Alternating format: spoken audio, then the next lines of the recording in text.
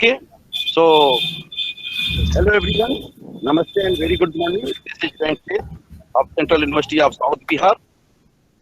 Today, I welcome all of you on behalf of the organizing team and of this online virtual science lecture series, which is organized by the Department of Physics, School of Physical and Chemical Sciences, Central University of South Bihar, Gaya. I would like to thank all the online participants for showing their interest and taking part in the session 2, fourth lecture of science lecture series. Third lecture will be as scheduled on August 21st at 6 p.m. Today, we have the pleasure of having one of the renowned teacher, very dynamic researcher, and my senior, Professor Chandola ji from Kumaun University, Nainital with us. I welcome you, sir, from the bottom of my heart. Professor Chandola ji will speak on infrared effective dual QCD and its implications. Professor Chandola is presently chairing the Department of Physics. He is member of Uttarakhand Higher Education Council. Sir is a recipient of that fellowship under Indo-German Exchange Program, Germany, and CFC Fellowship by European Communities, Belgium, and that Re-Invitation Fellowship. Professor Chandola ji is well-traveled and well-known figure in his area of research. This lecture will be a beautiful blend of the basic and advanced theoretical physics, and I believe equally draw huge attention of the knowledge-loving undergraduate and postgraduate physics students as well as young and dynamic faculties. As I have always mentioned before each lecture, that our speakers are internationally renowned and real gem of their area. Therefore, they do not need detailed introduction. However, for curious, young, and motivated participants, we have already uploaded his very short CV on the Science Lecture Series website and Facebook. Dear participants, colleagues, and friends, if you have any queries, any questions related to this lecture, please write them down in the chat box. At the end of this lecture, coordinator of this science lecture series, Dr. Vijay Raj Singh, will ask your question on your behalf.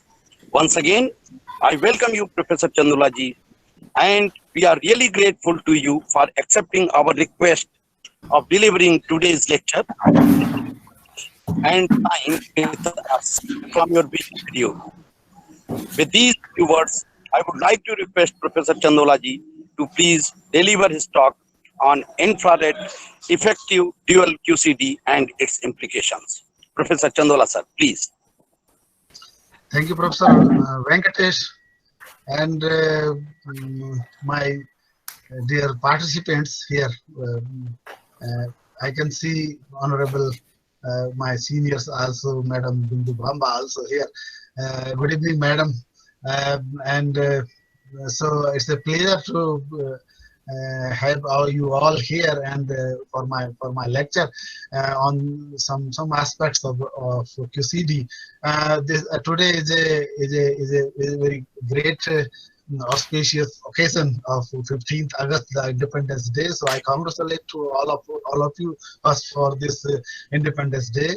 And of course, due to this COVID pandemic, there were no celebrations. But still, I congratulate all of you.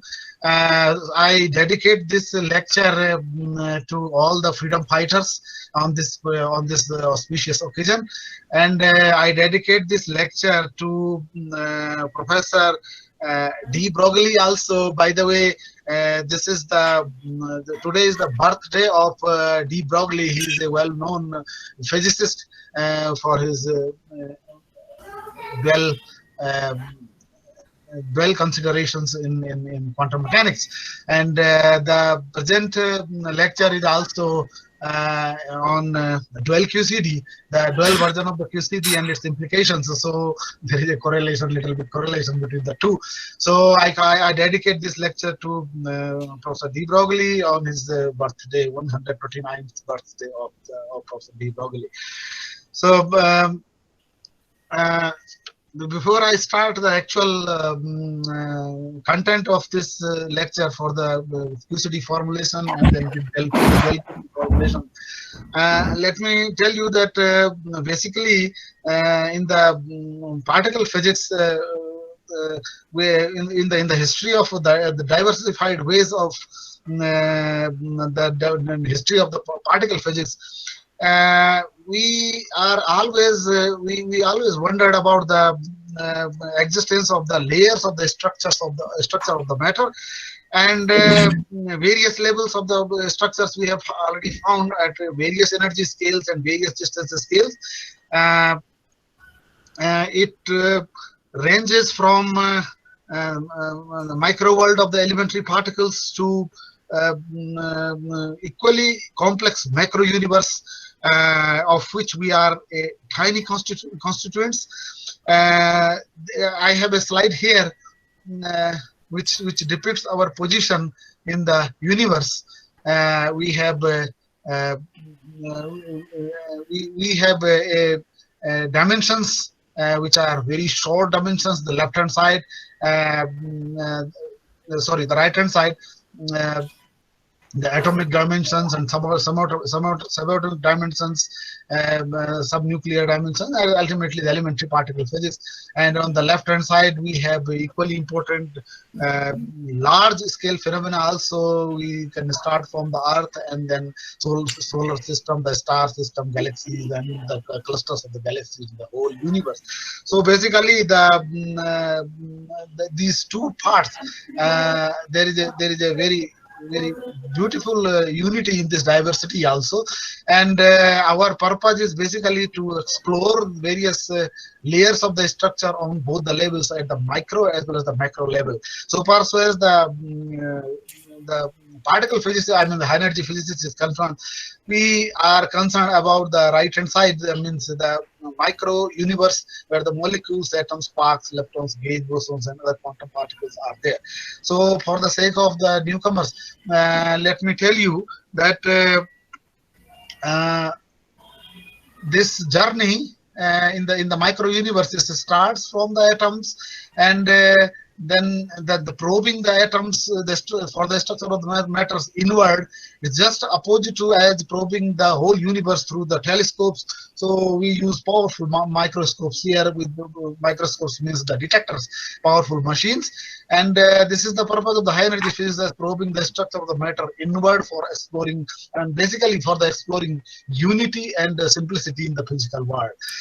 And the ultimate result is the fundamental particles, the fundamental interactions of the natures.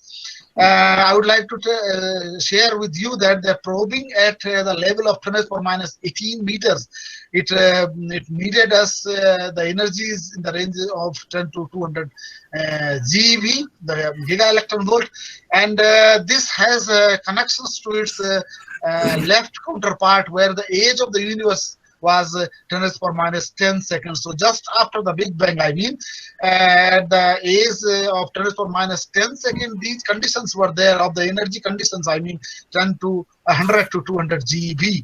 And on the right hand side, we need these energies for the exploration probing at the distance of 10⁻18 meters. Similarly, if we go further deep, then probing at 10⁻⁻19 meters, we need 1 TeV energy, and this has been seen with the latest machines.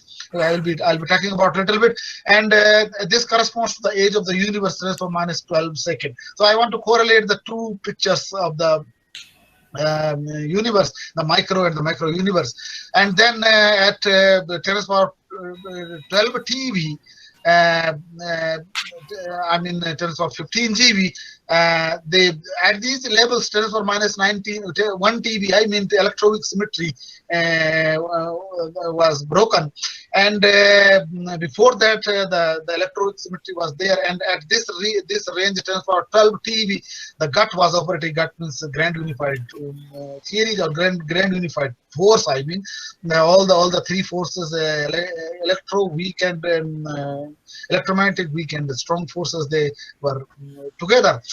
And to provide these levels at the gut level, we need 10 to the power 12 TeV. We do not have these energies available in the laboratory, and these things have been nicely shown in this chart, and which basically gives us the evolution of the universe. So basically we are interested in the exploration of the evolution of the universe, both inward bound and outward also. So far so as the inner structure is concerned, we start from this singularity,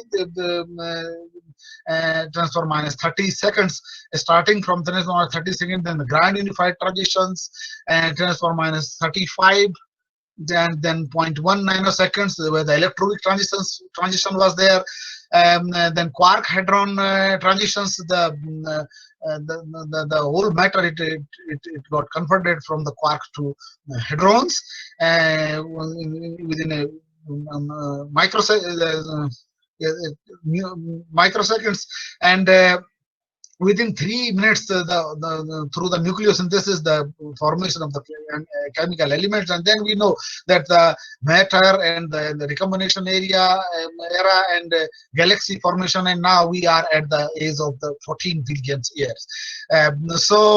From starting from the Big Bang to the 14 billion years, these various events they took place, and in fact we want to know that at various stages of the development what happened. Similarly, this is shown here from the point of the energies also and the time, and the same thing is basically shown here. And so far as the present day machines are concerned, the same thing is shown in this slide also. So far as the present day machines are concerned, in the high energy physics, we have at the CERN we have this Large Hadron Collider which is operational nowadays, and this is 37 kilometers circumference ring, and this is for proton-proton interactions of initially for the 16 TeV, but now today it's 14 TeV, and EP collision 1.7 TeV, and PB ion at 1312 TeV. So these the energy ranges which we achieved, for example, for proton-proton collision, it was the 14 TeV energy range, and this was basically possible with the help of these TeV machines, the CERN Large Hadron Collider. Before this, we had a large electron-positron collider, and the energy ranges was less than 1 TeV for electron-positron collision. We know that we were able to we were able to find the proof for the electroweak unification. Then there was a optimistic project in America also, the superconducting super collider, 87 kilometer. Of course, they wanted it for 40 TeV, but it could not be. It was not supported because of the financial problems, and they had to shut it down. And then so far as these machines are concerned, for probing the structure of the matter, we have in the LHC this heavy ion collision, study of the heavy ion collision, and basically one of the important aspects of this heavy ion collision is the study of the quark-gluon plasma.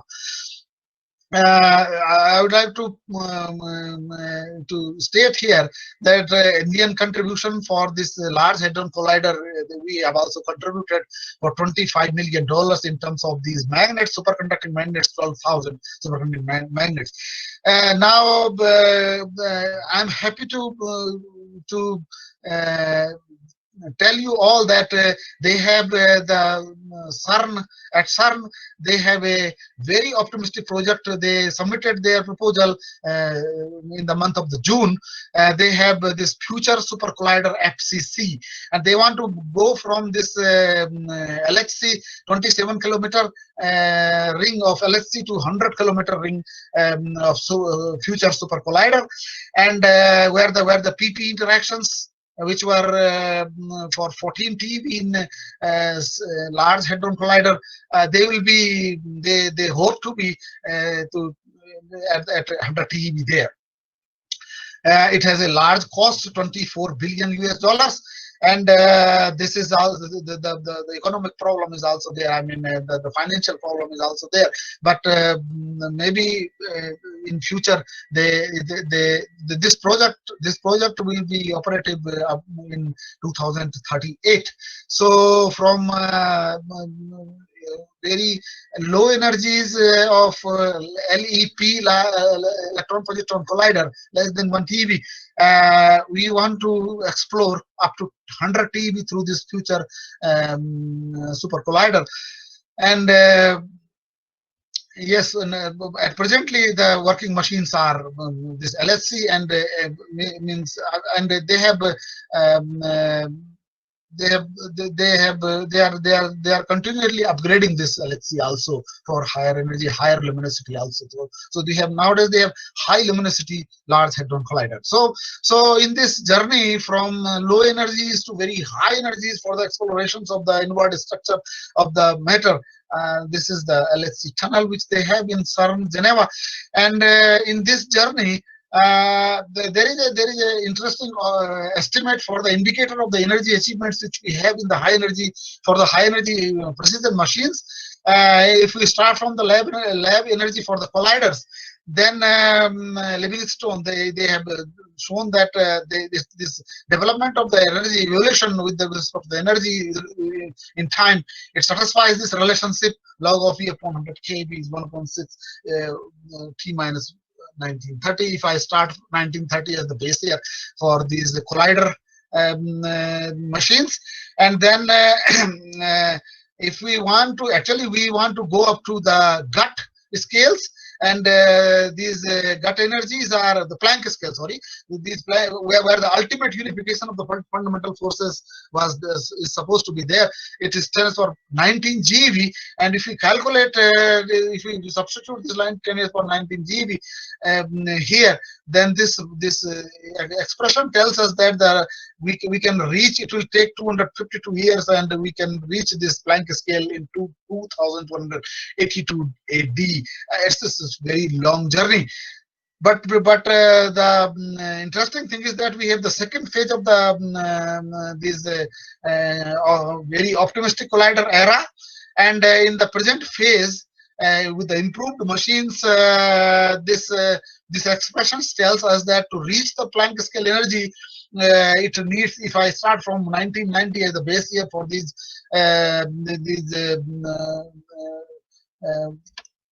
highly technical machines, then this comes out to 105 years, and then to reach the Planck scale energy 2095. It's still far, but I mean better than the previous one. So what does it mean? It means that to reach at more and more energies, we need sophistications on these machines, improvement in these machines also. Initially we had the fixed target machines like Rutherford experiment.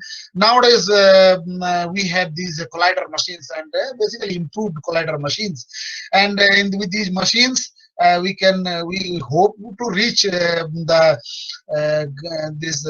Planck scale energies where all the fundamental forces are supposed to be unified in 2095 AD. We hope that we will keep on increasing the energies range of the machines, and technology, because of the improvement in the technology, this figure will also improve 2095. So what I mean that presently we have in the high energy phase for probing structure and the unity and simplicity of the physical world, we have these machines, and now we are come to the fundamental questions with the help of these machines. The question is that what is basically world matter, Prof, and what holds it together? So the questions for the elementary building blocks and the fundamental forces of the nature, these are eternal questions which the answer of which we always want to find. And as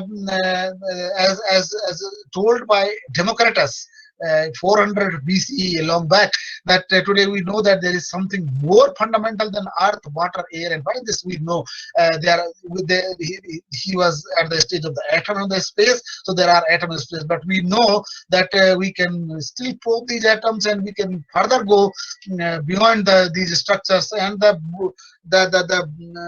basically the bootstrap theory of the innermost structure, it applies here also. Then after atoms, as told by Democritus, the question is whether protons and neutrons are fundamental by which these atoms are made up, and we know that they are not. And today, at the today's stage, we know that the quarks, which basically they form with the neutrons and the protons, they may be supposed to be fundamental. The reason is because these machines, they have shown us that these particles, quarks, they appear like points in geometry, and so that means they have no structure, and so they can be supposed to be fundamental at the fundamental level. So the question is that how many fundamental systems they form this whole universe, and the answer comes through this chart, the fundamental particles and their interactions. And this chart tells us that so far as the fundamental particles are concerned, this is the structure of the atoms. So the fundamental particles are concerned, we have the leptons and the quarks. And now we know that we started from the up down these two quarks for the construction of the proton and the neutron. And now we are able to get these 6 quarks by which in various fundamental interactions. And so far at the quark level, they basically form hadrons. And we have the particles which are basically leptons. So we have few leptons. We have 2 and electron, muon at the top, and their neutrinos. We have 6 leptons, their antiparticle, of course. And we have in comparison to these leptons, we have a large number of the hadrons. The protons and the neutrons are the first one in that, and so far as the large number of the hadrons are concerned, this also basically prompted us that the hadrons, they cannot be fundamental. So these protons and neutron, I mean, and similarly others. So some more fundamental structures, they should be there, and more fundamental structures came in terms of these quarks, UDS. There are 6 quarks. So there is a beautiful symmetry between the quarks and the lepton. We have 6 leptons. We have the 6 quarks, and this symmetry provided us this chart. And in addition to them, there are bosons which basically mediate the fundamental interactions between these particles. And we have for the we know that for the electromagnetic interaction we have photons. For the weak interactions we have W plus minus and Z0 bosons, and for the strong interactions we have gluons. So I avoid this gravitational interaction here because we are talking about the fundamental particles. So ignoring gravitational interactions, we have this whole set, 6 leptons, 6 quarks, and these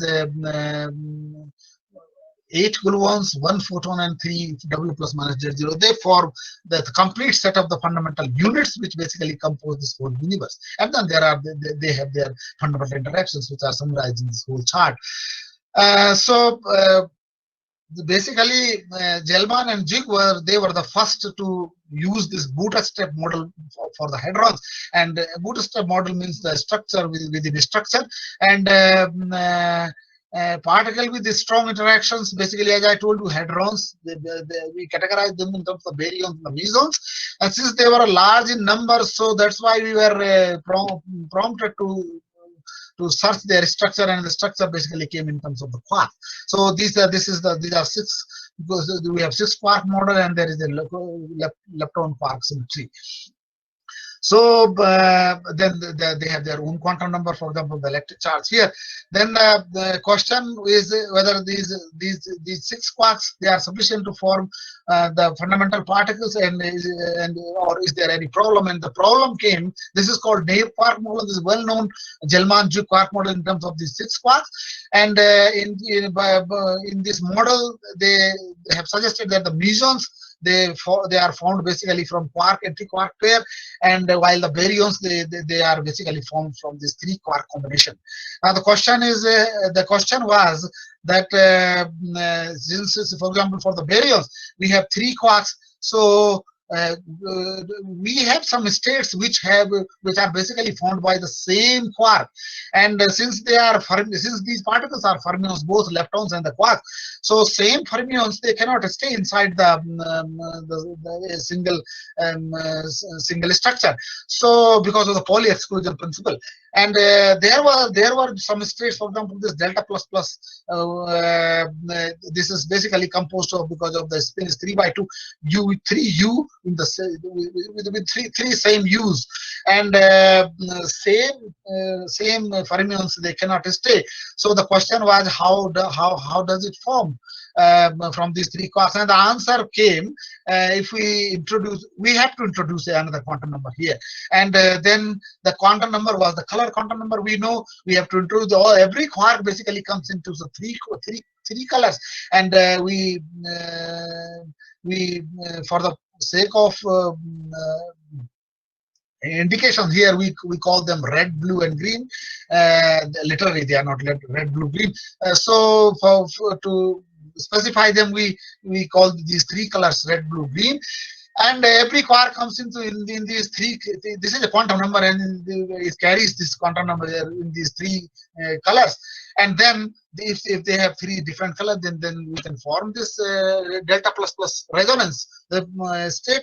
And this was basically the proof that we need this color quantum number. The color was introduced first time at this stage. Similarly, this color was experimentally, the indication for the color was experimentally found also, and we have some experiment summarizing them here. For example, this pi 0 going to 2 gamma decay, and through this this is a triangular anomaly, and through this we can calculate the decay rate, and decay rate comes out to be in terms of the differential square of the charges of these quarks, and this f pi is basically form factor, and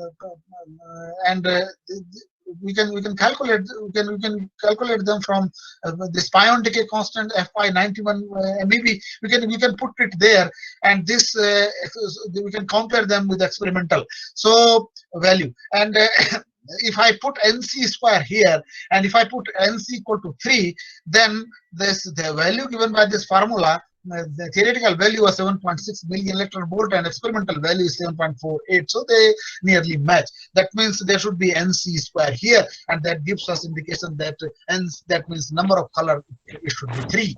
Similarly, there are other indications also. For example, E plus E minus hadron, E plus E minus collisions into hadrons, and the total cross section for these collisions and formation of hadrons, the cross section is given by this expression. And if I put NC here, we can calculate ratio of the sigma with 4 pi alpha square from PS, and then this ratio comes out in terms of the sum of the square of the charges and times NC unknown number. And if I put NC here and I calculate this R, then then compare it with this R with the experimental value. For example, for these three quarks UDS combination, if I take UDS combination for the energy, central mass energy less than 3 GeV, only these 3 quarks contribute. And then if I take these 3 quarks with these charges, then it tells us that we should take NC here, and if NC is 3, then these two values, they match.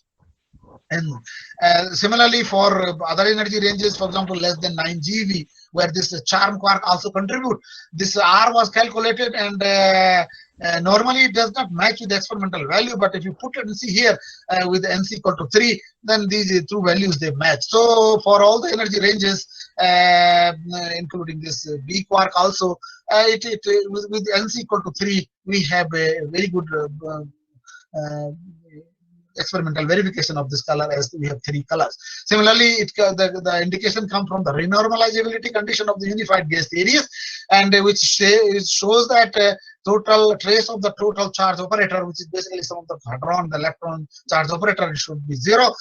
And if we calculate this trace of the charge operators, and then combine it together with this equation, then this also indicates that if you have NC here, if we multiply it NC with NC equal to 3, then this trace vanishes, right? And electronic and the hadronic charge traces, it vanishes, and it satisfies this renormalization condition. So the indication for n is equal to say the 3 color is also from these gas theories also. So we have, that means with every quark it comes with the 3 colors, and different type of the quarks, we call them flavor, and every quark comes in the 3 colors, and basically the interactions of these quarks, they have 2 types of interactions, one in the color sector, another is the flavor sector. The flavor sector, they are the weak interactions, and the interactions in the color sectors, they are basically the strong interactions. So so that means we have these quarks carry strong interactions, and they interact with the strong interactions with the help of these 8 gluons, and the carriers of the interactions are basically 8 gluons, and the formulation for this is with 8 gluon as a carrier, and those 6 quarks with 3 colors. This formulation we call quantum chromodynamics, and main idea of this quantum chromodynamics basically is to make this SU3 color symmetry a local one rather than a global symmetry.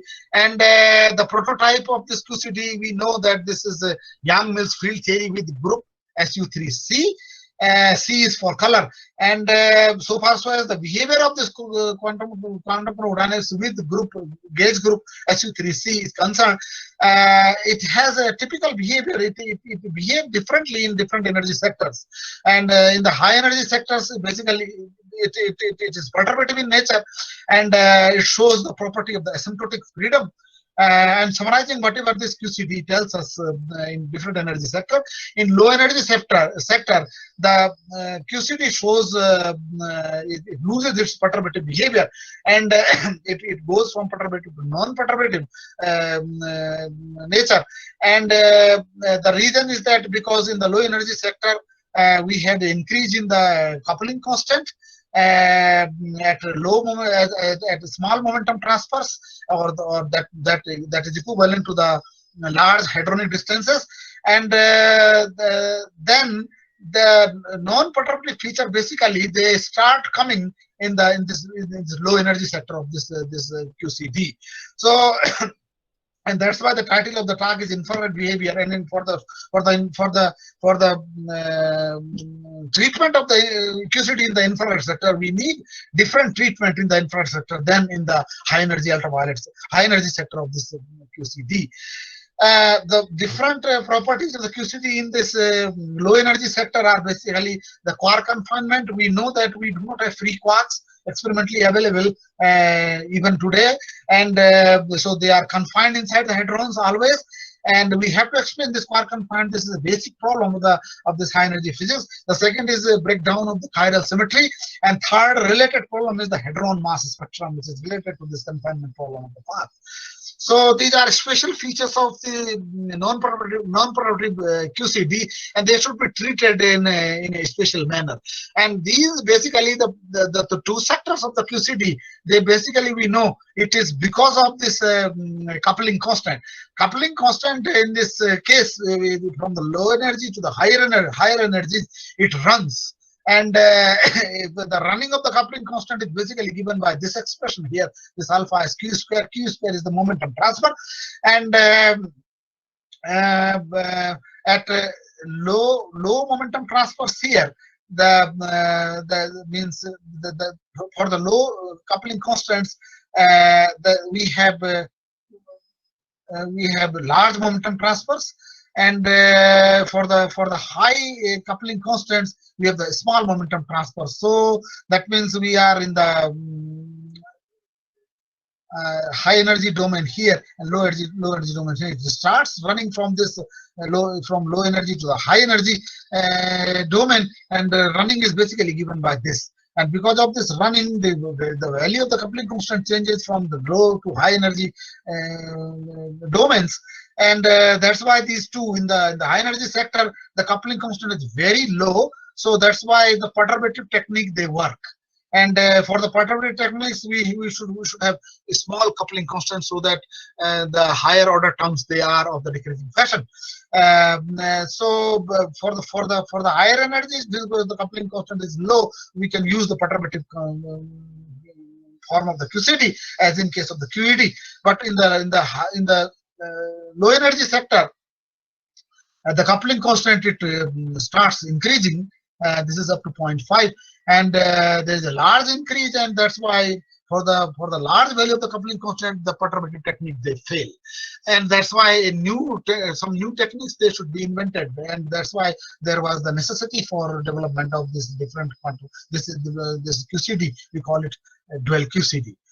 This is what the artistic view for the confinement, which is basically one of the most challenging problem. In the low energy sector, as I told you, this is one of the basic problem is the confinement of the quarks inside the hadron, and we need to understand this problem still even today, that how these quarks are confined, why they are confined, and whether there is a possibility of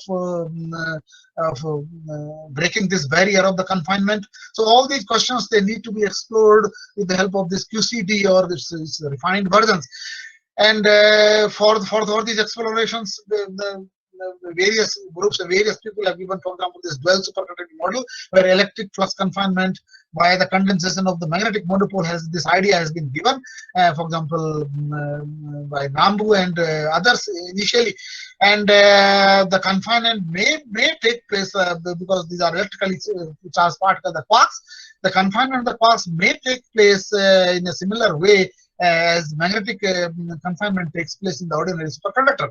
So, taking this analogy, we have tried to explain this confinement, but for this confinement, basically, as for the magnetic flux confinement in ordinary superconductor, we need the Cooper pair, the pair of the electric charges. So for the electric field confinement in this case, we need the opposite, I mean the magnetically charged particle in the QCD vacuum. So we need to introduce the magnetically charged particle here, the monopoles, and the question is how these monopoles, how they come in the QCD, this QCD vacuum. So for this purpose, for example, some techniques have been invented. For example, T-Hoop have given the abelian projection method. I'll be discussing it in short little bit later. But so far as this confinement is concerned, if the monopoles are there, the question is how the monopole will come. That's a different question. But if the magnetically charged particles are there in the QCD, then as I told you there, the Nambu, by this analogy, he was able to confine, for example, these two quarks, and the electric field is squeezed within these two quarks. This whole vacuum it is supposed to be superconductor, and since electrically charged particle, electric flux is basically confined, for example, within these two quarks, then that's why this is a dual to the Meissner effect. Meissner effect is the effect of the superconductor, which explains superconductivity in the ordinary superconductor. So this is dual to that, because not magnetic field, the electric field is confined, and it's squeezed in these tubes. These are flux tubes, and if you try to give energy to this system, this flux it will fragment.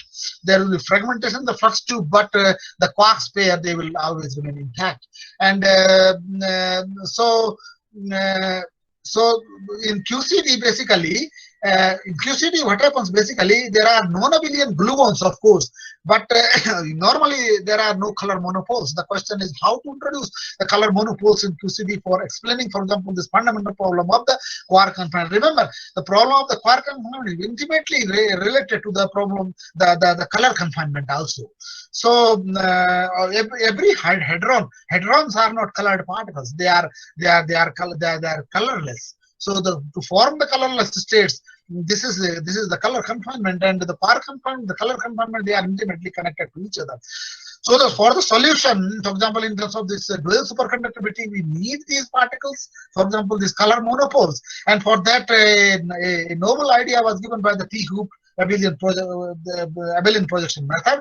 And what they did, that they basically, because this QCD is a non-abelian gauge theory, in this non-abelian formulation, if we believe in the validity of the abelian dominance, then we extract, means separate the abelian degrees of freedom from this QCD, and that abelian part basically may be responsible for the confinement. This was the conjecture basically given by the T hoop, and they were able to separate these abelian degrees of freedom from this QCD through these transformation and diagonalization, and separating abelian degrees of freedom basically it was equivalent to the introduction of the monopoles here. Of course, the clear-cut link was not clear-cut here. That how are they monopoles? But separation of these degrees of freedom, these abelian degrees of freedom, I mean, it was understood as the generation of the monopoles, and they are reduced to the abelian gauge theories by this method. And in this case, we use for the separation we use abelian gauge fixing also. So there is a gauge fixing also for the introduction of the color monopoles here, and the gauge fixing basically depends on the choice of this variable x, which I used here. So the question is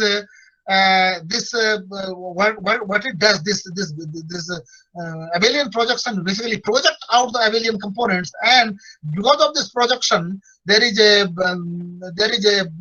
appearance, there is a mapping, non-trivial homotopy mapping of this. For example, if I start from SUNC, this is SU3 group for the color quantum chromodynamics, SUNC and U1 is the abelian. These are the abelian degrees of freedom I'm talking about.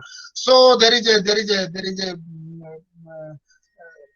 mapping between these two, and this mapping comes out to be this gives rise to a Hess-Hall structure, and that structure is basically can be identified as the monopole.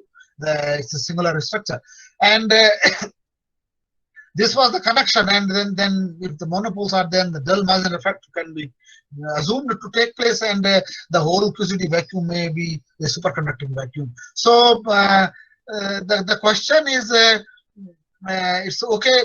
I mean, it may give linear rising potential also. For example, the flux tube is formed with the help of this picture. Now the question is that so far as this idea is concerned, that if we want to separate abelian part to prove this conductor, that the question is that it does not tell us how to do that in a gauge independent way. The important thing is that whatever we do in this gauge in these gauge theories, we should not depend over the gauge, and whatever has been done, it should be done in terms of in a gauge independent way. So this is not clear. Rather, we choose a gauge there. This is maximal abelian gauge there, and the whole formulation in this abelian projection method becomes gauge dependent. So separation of these abelian degrees of freedom is not. This is called abelian dominance. So to prove the abelian dominance, and which is basically linked with the confinement, we used here, which basically separated these Maxwell type abelian potentials, and later on identified with the monopoles through this mapping. And but the question is that this whole procedure is basically the gauge dependent, and there's a severe gauge dependence, and the for this severe gauge dependence we have Slider's theorem in QCD that to explain the confinement, the color confinement, I mean, we have the severe gauge dependence, and this is not good for a correct gauge theory. So, in order to avoid these unpleasant features of T-hoop abelian projection method, we have used another procedure for the field decomposition. This is basically the field decomposition. We have decomposed the whole gauge potential in terms of abelian in terms of the abelian part, which was non-abelian initially.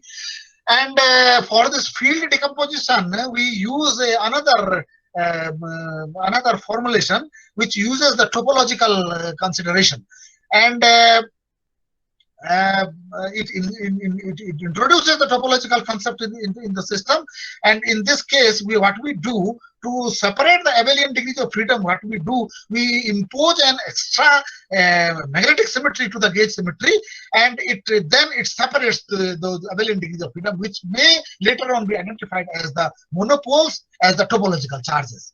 So applying additional magnetic symmetry to the gauge symmetry, it basically it separates those abelian gauge degrees of freedom. The important question is that we have to separate the abelian gauge degrees of freedom. Now the question is the question about the gauge dependency, because we have used the additional magnetic symmetry to separate those abelian gauge degrees of freedom. There is no problem with the gauge dependency. The whole formulation is gauge independent, and then we can proceed for using those monopoles for the confinement procedure. So with this we will be doing a little later. So this, if we are able to form this type of the dual form of the QCD, then these effective theories they can explain the, for example, this confinement, and we can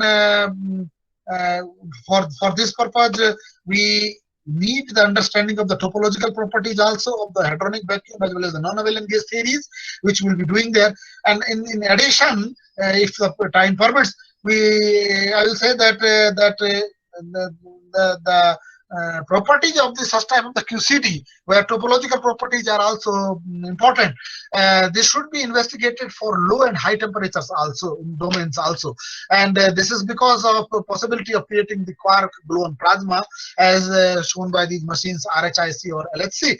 And so we need to develop thermal version of this field theory in terms of the dual QCD also, and that maybe we will be doing that.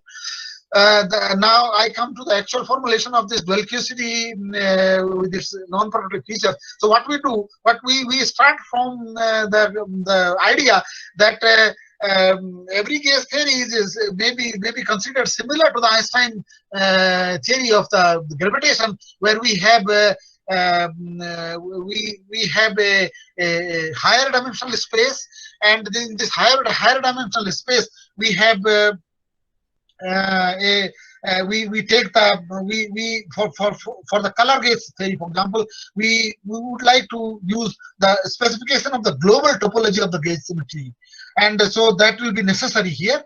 And so in QCD, as a local gauge theory involving non-abelian monopoles, for the purpose of the color confinement, explanation of the color confinement, we use the additional symmetry, the magnetic symmetry, and we first start from a higher dimensional space, and this higher dimensional space is basically a unified space, which is 4 plus n. This 4-dimensional space is the external Minkowskian space, and the n-dimensional space is the internal group space. So fusing them together, we get a unified space P, and this P basically acts like a principal fiber bundle, where we have a projection from this gauge space to the Minkowskian space. This pi acts as a projection, and this acts as a fiber. I mean. And then it forms a principal fiber bundle P, and this is basically a connection between this gauge space to the Minkowskian space. And using this idea, we start from this unified space P. This basically is a homogeneous fiber bundle, and with a metric manifold GAB, and this AB, it runs from 1 to 4 plus n. And this is basically specified by, it has this 4 plus n killing vectors, and as a basis vectors, and this because this is non-abelian gauge group, this n-dimensional gauge group is non-abelian G, so it satisfies these killing vector fields satisfy this non-abelian algebra, and this is the Lie condition over this metric GAB. Lie derivative of this GAB is equal to, it vanishes. And so under these conditions, we identify this P as the principal fiber bundle, and this P by G is basically the quotient space M, which is basically the base manifold, and G is the structure group. So a canonical projection, as I told you earlier, this pi from P to M, there exists a canonical projection, and this is basically a link from the internal to external space. And if I take this metric GAB as G mu, this is the external metric, and this is the internal metric of the internal gauge space. Then which is basically given by this GAB in terms of the scaling vector fields. Then we can start. Now we can this GX as a symmetry group. This we call the right isometry because it acts on the right of this P principal fiber bundle.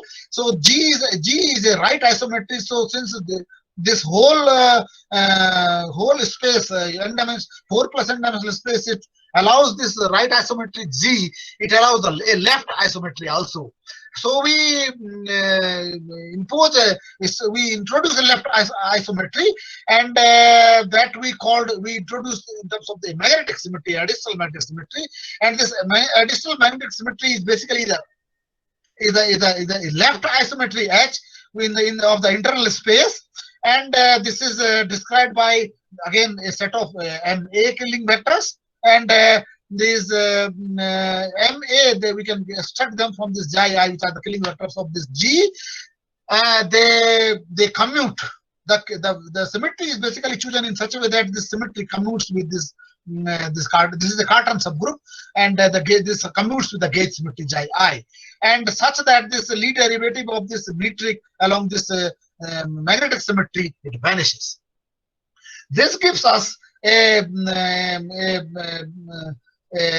if I take this M as n-dimensional vector here, then this gives us this Lie condition, gives us a gauge covariant condition for the potential that if this is 0, then this d mu m must be 0.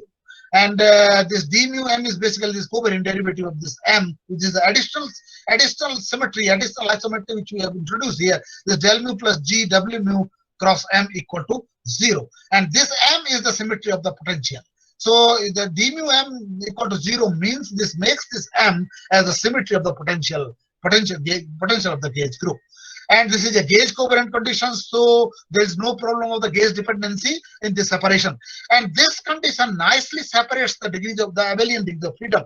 If I solve this equation, then I will get that solution. The solution is in terms of W is equal to A mu m minus G inverse m cross. So it has two parts. The first part is the abelian part. The second part is the topological. This part we call the topological part because it comes from this m and m cross del mu m. M basically it defines a topology, a homotopy.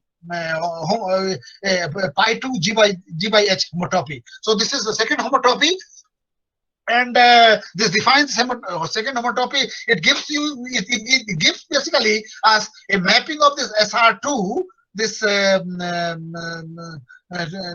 sphere to this 2 sphere in ordinary space, 2 sphere in the gauge space.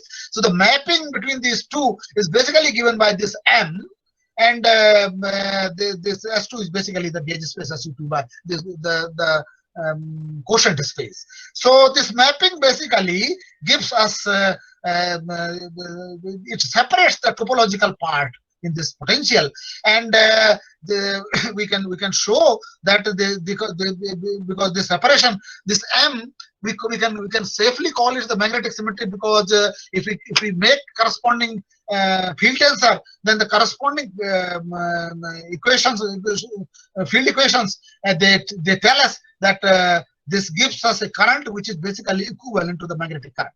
So this basic part basically which is basically comes from this global topology. It basically gives us a current equivalent to the current which basically is equivalent to the magnetic monopoles. So monopoles are basically introduced through this part, and similar that we can show here. We can calculate corresponding field strength, and in terms of the G mu non-abelian resistance, this we can convert in terms of these, because you have two parts here. The one is the abelian, another is the topological part, and this topological part depends over this M. And remember now in this picture, the important thing is that not only the abelian dominance is necessary for making the dual QCD possible, a good, well-behaved dual QCD possible, but the monopole dominance is also necessary. And this is basically has been confirmed with the help of the lattice gauge theories by this SNU KU lattice calculation. By this group, they have drawn a curve between the variation of this VR, the potential with this R, and these three curves. The lower one is for the monopole, the middle one is for the abelian part, and this one is the full gauge theory. So for the full gauge theory, not only this abelian, this corresponds to abelian dominance, and in T-hoop abelian projection, this was the part which they called it leads to monopole type structures and then the magnetic confinement. But from where which part of these object came, it was not clear there in this formulation. Here we have this monopole part also, and this is monopole dominance, which is abelian dominance, and the combination of the two, for the full gauge group. So, and number one, and number two, this is everything we have done. This is in the gauge independent way. The decomposition here, which we have done, this is in the gauge independent way. So there is no problem coming out, for example, from the Slider's theorem. And removing these problems, we take this magnetic symmetry vector M. So what we do, we choose now a magnetic gauge. We orient this M along the third dimension, the isotopic. Let me take for the case of the simplicity, let me take this gauge group G. I was talking about the homotopy of G with H. H is the group for this M. So let me take this gauge group as SU2 for the case of the simplicity. Then in that case, this M basically corresponds to the adjoint representation of the gauge group, and this adjoint representation of the gauge group. Let me orient this along the Xi3. I can choose a magnetic gauge here and make the whole M aligned along this Xi3. And with this choice of this M, I can do that. And this W then, the gauge field, it is basically aligned along this Xi3. So this potential, we have separated the topological degrees of freedom and the abelian degrees of freedom here in the magnetic gauge, and then if we are able to form this G mu in the magnetic gauge, clear-cut separation of the topological degrees of freedom, the monopole degrees of freedom, then we can form a Lagrangian here, SU2 Lagrangian, for example, for the quadruplet source in a normal way. This is 1 minus 1 upon 4 G square, and then this is the Dirac part.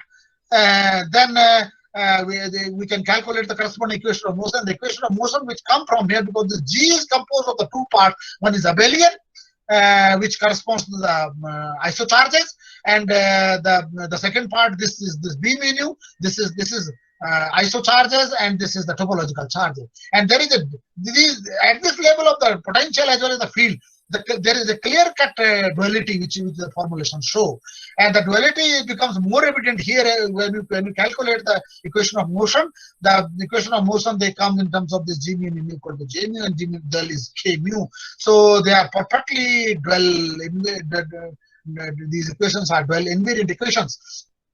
And the whole formulation is the dual formulation, and with some new features which are basically which avoids the problems with abelian D-hooped abelian projection. And now I can use this Lagrangian. I can put those substitutions there for this G mu as well as this D mu also. And then let me start in the quiz approximation. I shut down the quarks here, and only gauge part is there. So B mu is there only.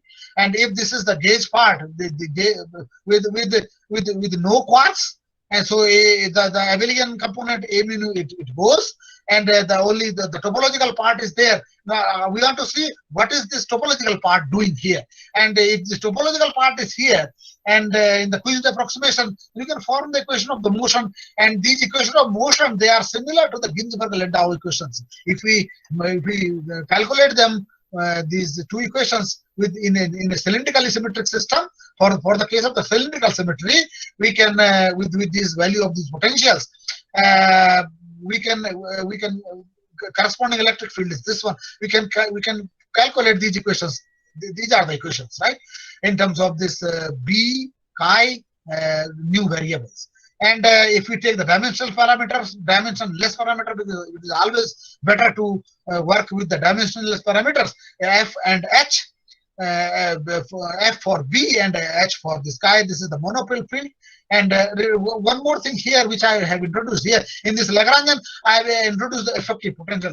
Actually, what happens if you don't have this potential, then the monopoles which appear here, they appear as point-like objects, and they appear as a singular object. So, in order to avoid the point-like structure, we give them structure through this potential phi. This is a complex scalar potential, and then for this potential, this chi is basically the potential, and for this potential we have another parameter here, H and F. So we have two parameters, and then the equation they convert in this shape, and they are similar to the Ginzburg-Landau equations, and that's why they produce superconductivity. They are expected to produce superconductivity in this QCD, well superconductivity rather to say, in QCD vacuum. We can calculate the solution through the boundary conditions and the asymptotic solutions which are come basically for this F. It comes in this form.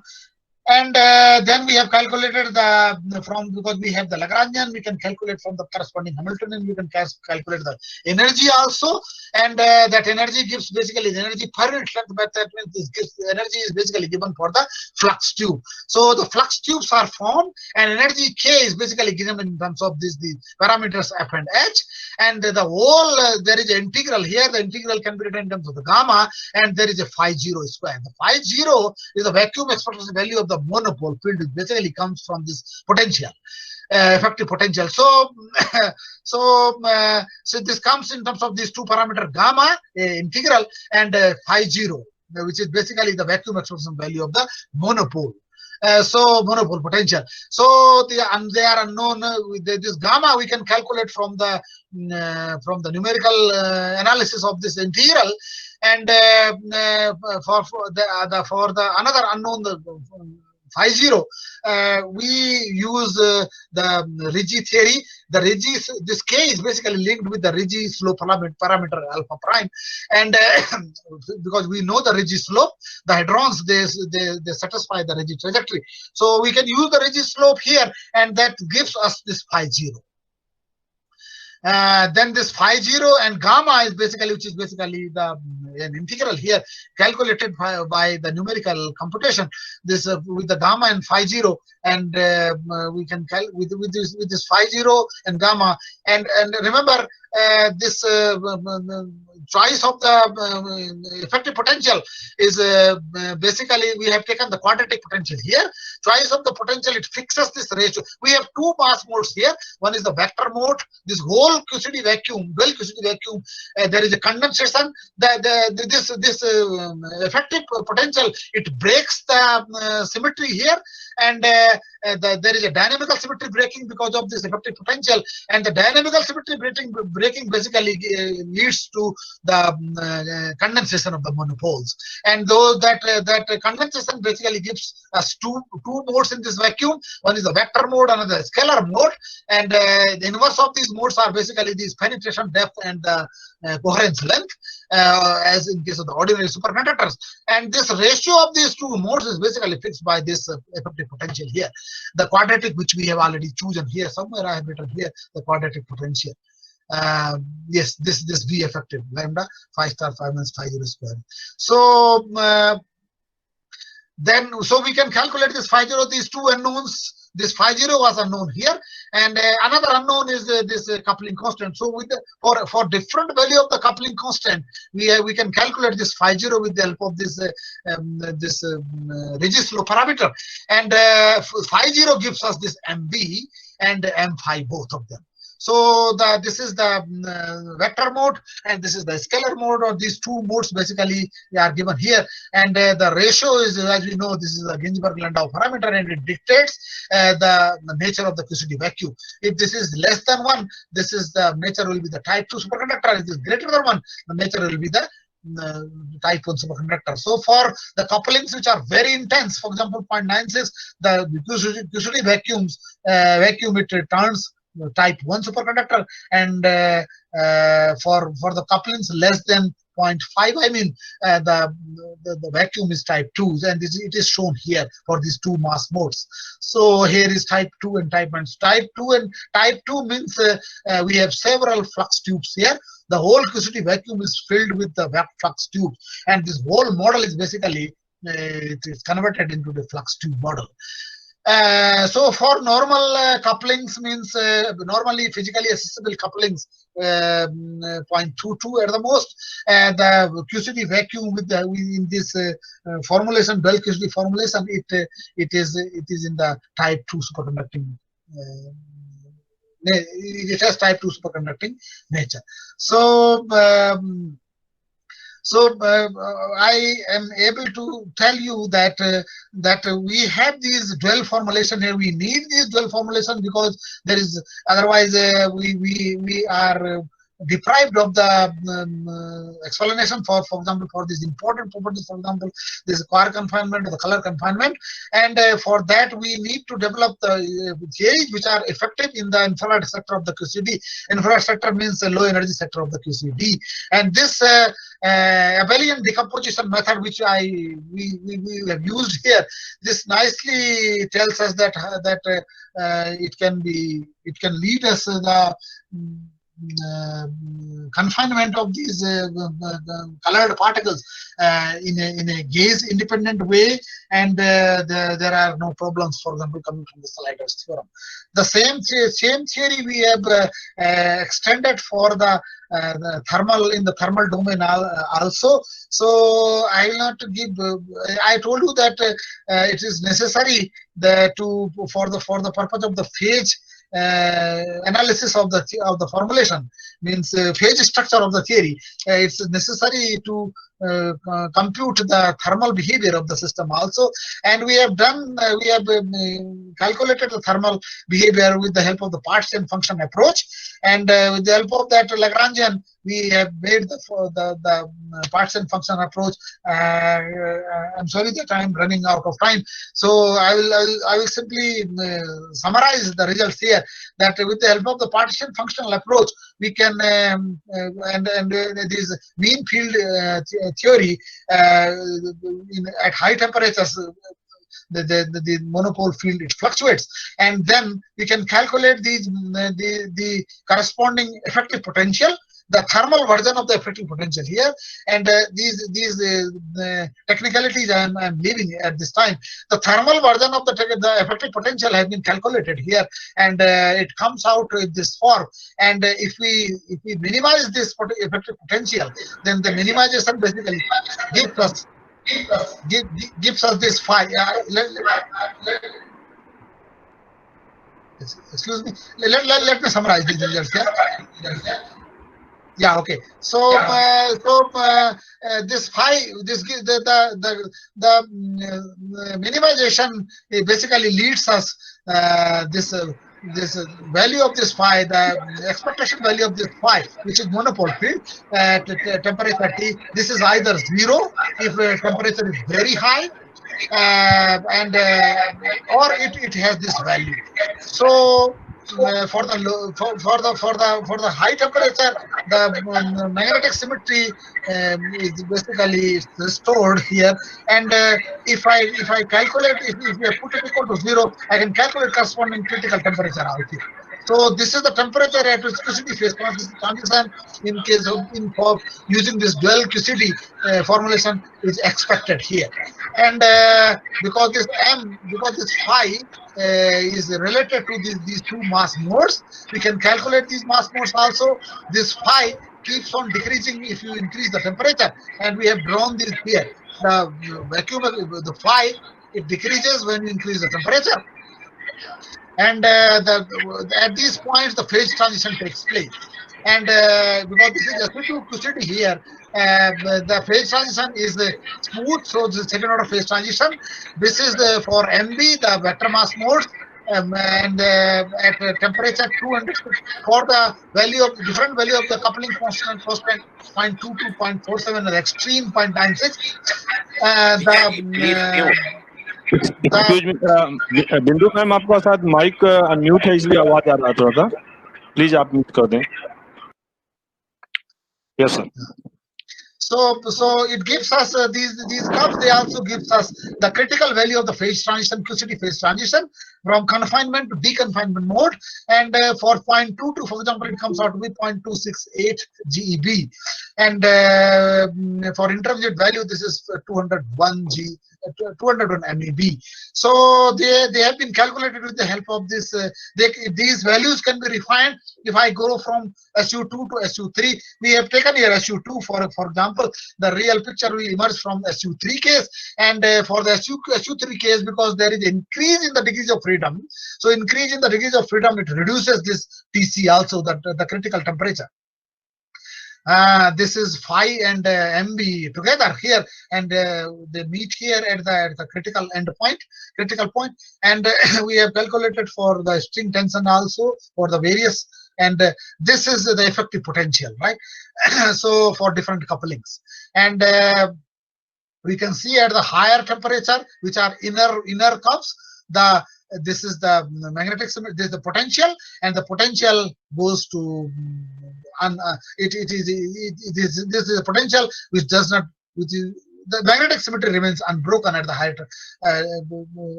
temperature, right? So at the lower temperature, magnetic symmetry is broken here, and there is a condensation, and in the QCD vacuum, and leading to the confinement. At the higher temperature, magnetic symmetry is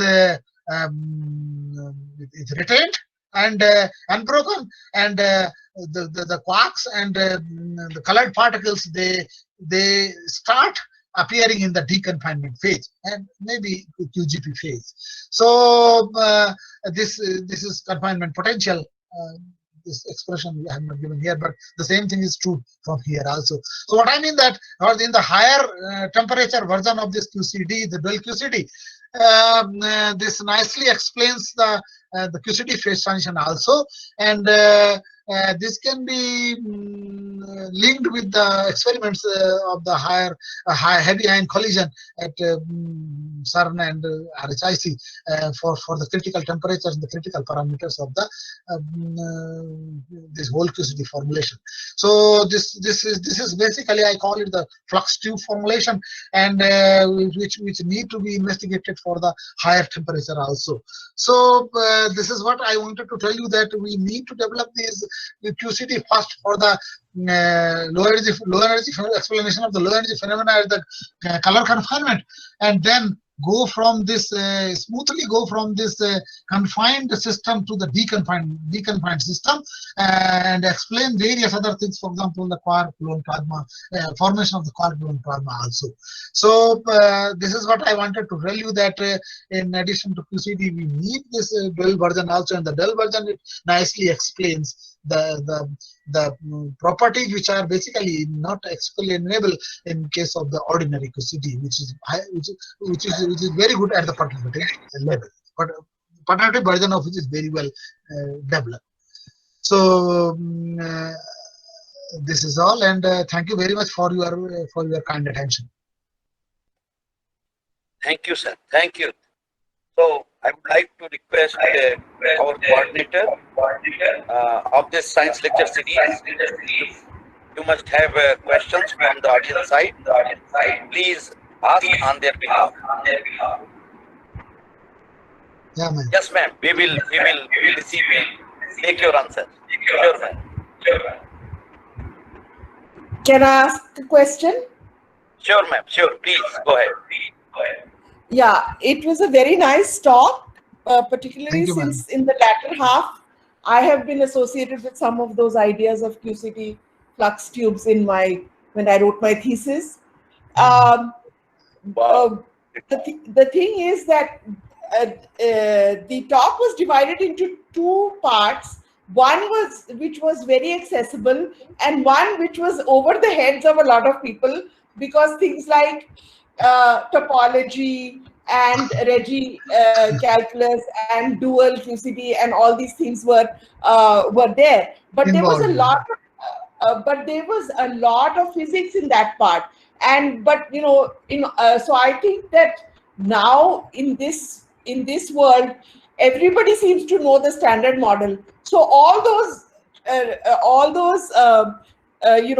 PowerPoints on standard model should be removed in talks like this, and we should go straight to QCD and what a beautiful theory QCD is, and start with the delta particle and then go on to say why are quarks confined, because it is an unsolved problem. And I don't think students have realized that we have this really big $100,000 unsolved problem, which is why do quarks confine and how do they go from the confined state to the free state. This is an unsolved problem, and therefore we should just concentrate on trying to build up this problem. So that's why I think that we should not pay too much these days in the national scenario. It's always CERN, formula. But then there are these theoretical problems which are waiting to be solved, and they should be given respect. You know. So Yeah, thank you, Sure, thank you, ma'am. Yeah. Thank you, ma'am. Actually, I was told that some MSc students will also be there. So I thought Right. let us start from a little bit beginning. Yeah. Thank you very much. Yes, you are true that we should straight hit to the problem. For example, for the confinement problem. Yeah. yeah, because in neutron stars, this will become very important very soon.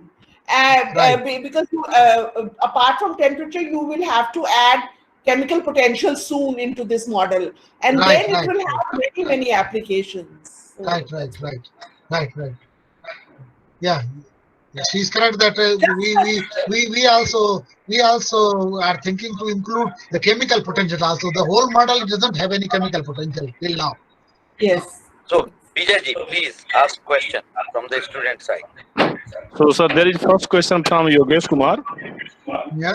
and he is asking, could you please tell that how magnetic field influence the equation of state using dual QCD model? Have you done or checked calculation under a huge magnetic field created at HRIC and LHC?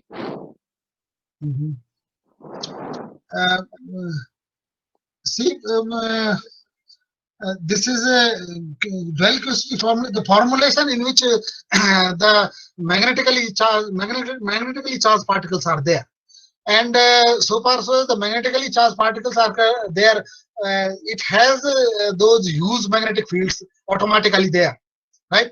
So the question is that how the contribution of those the topological particles, the objects, it come to the equation of state. For example, equation of state, basically it comes in the when we try to use statistical field theory. And so in that case, we have tried to use the energies which we have calculated here, flux tube energy I'm talking about, taking them over a sphere and using those energies, and one part of that energy basically is responsible for the confinement, and those confining energies are basically similar to the energies which are basically we call the bag energy in the bag model. So taking this analogy, energy calculated from here, from the flux tube model, with these magnetically charged objects also, we use those energies for the formation of the bag constant, I mean, and then we try to form an equation of the state, and that equation of the state it includes those contribution from the we can call the magnetic monopole, means that high magnetic fields also, and then they also give the important parameters of the phase transition in QCD. So yes, we can use, but here we are interested in the particles which are appearing in the QCD as a result of, for example, topology of the gas theory. Thank you, sir. And sir, there is another question from Chandan Raut. What is abelian gauge? This is he has proposed actually a abelian projection technique. What we do, we have QCD means a non-abelian gauge theory. Yeah? So in any non-abelian gauge, what we want to do, actually we want to introduce magnetic monopoles here, and so far so the monopoles are concerned, so you have to they correspond to the U1 degree, abelian degrees of freedom of the system. So we want to separate the abelian part from the non-abelian part through the, for example, the T-hooped abelian projection technique. So I think here, excuse me, I think he just means, what does abelian mean? One is a commuting and one is non-commuting. I think this is the level of the question. Abelian means this corresponds to a symmetry which has the generators which commute with each other. Yeah. And in non-abelian case, the generators means operator that they do not commute. Yes, that's true, and that's why they have some extra features. But Thank you, sir. Yeah. Yes, ma'am. Now now he says he knows what commuting is. So no, then I guess your explanation is better. Thank you, man. Thank you. So, sir, there is another question from Beauty, and she's from Central University of South Bihar, and she is asking why proton and neutrons are subdivided into subparticles called quarks and considered as a subdivision particle, but quark is not free particle in nature. Yes, the first part is that why you have a structure for example, for the protons and the neutrons in terms of the quarks, right? I told you that the simple explanation basically came from the development. You have, so far so as the fundamental particles are concerned, which are basic building blocks are concerned, you have leptons and the hadrons, right? And so leptons are very few. We have 6 leptons. And so far so as the hadrons are concerned, you have a joule of hadrons. So you cannot take them elementary particles. You have a large number, more than 200.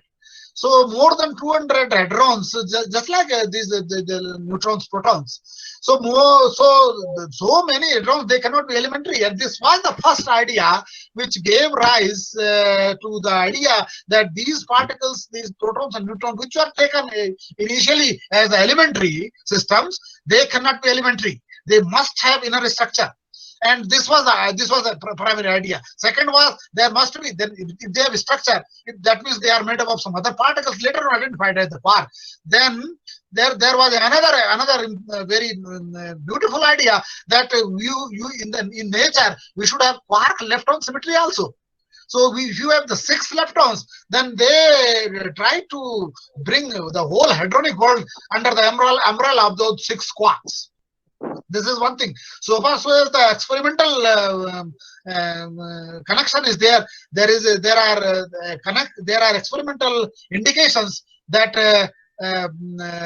protons and neutrons, for example, these hadrons, they are not elementary systems. They can be subdivided into, in terms of they are made up of, for example, this quark. And the deep inelastic electron positron annihilation, it basically gives, this experiment gives the indication for these quarks. For example, 2 jet events in these E plus E minus annihilation deep inelastic, 2 jet events, they basically gave the indication that there are there are some other particles which are living inside the protons and the neutrons, and that's why then only you have two jets coming out from those particles, right? They absorb energy, and the energy comes out in terms of the jets of the pions, right? Two jet event, they are basically responsible for these quarks which are living inside the hadrons, and three jet event, there are three jet events also. The third jet is basically indication for another one, and that another one is the gluon. So not only the quarks, but gluons, they also live inside these hadrons. So there are experimental as well as theoretical indicators. The second part of your problem, of your question, is that where are the free quarks? So the answer is that we do not have today. Even up to today, the free quarks are there.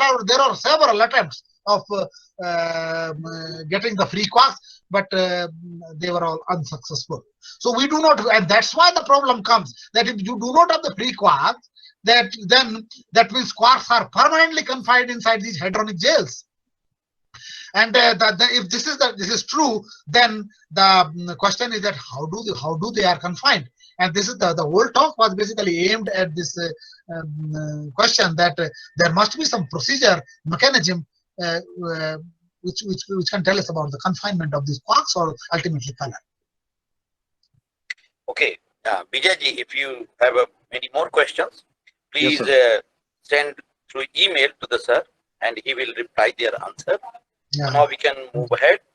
So, dear participants and the audience, you must be agree with my opinion that we really heard a very basic to advanced and very informative lecture through Professor Chandola ji of Kumaun University, Nainital, and we really heard the very interactive and question and answer session. I will request Dr. Vijay Raj, please give vote of thanks. Thank you, sir. On the behalf of our physics department, I would like to thank our esteemed speaker, Professor S.C. Chandola ji, who graced us with his thought and giving us such a nice and motivational talk. I would also like to thank our head of department, Professor Venkatesh Singh, for all words of wisdom, and we will ever remain grateful to you, and we thank you for being with us today. Heartful thanks goes to all our CUSB faculty and our outside faculties who always stand with us. We feel proud and thank you for making us feel happy with your presence on this event.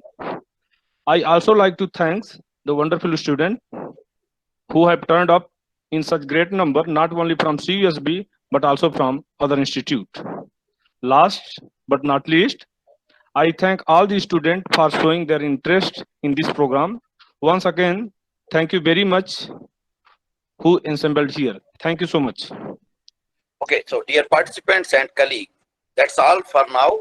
We will see you on August 18 at 6 p.m. with another wonderful speaker, Professor Sunit Kumar Singh of Institute of Medical Sciences, Banaras Hindu University, Varanasi. He is internationally well-known molecular immunologist and will speak on COVID-19 from pandemic to infodemic. Until then, stay safe, stay healthy, and keep thinking. Goodbye. Namaste, sir. Thank you, Professor Venkatesh. Thank you for giving me an opportunity. Thank you, sir. It's my pleasure, sir. It's my pleasure.